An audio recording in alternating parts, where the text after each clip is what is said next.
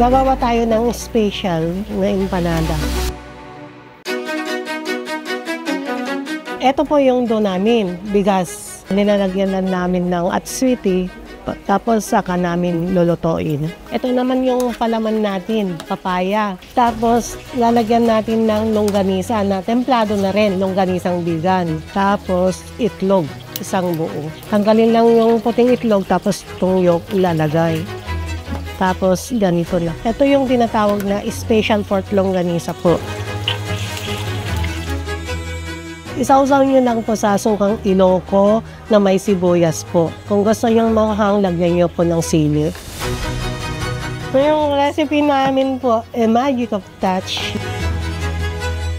Mula 1930, nag-start tong negosyo namin, yung lola ko. Tapos sa kalsada lang kami nagtitinda noon. Pagkatapos ng lola ko, yung nanay ko. Tapos during that time, yung nanay ko na operahan, tumutulong din ako sa kanya. Pagkatapos noon, ako na, 2004.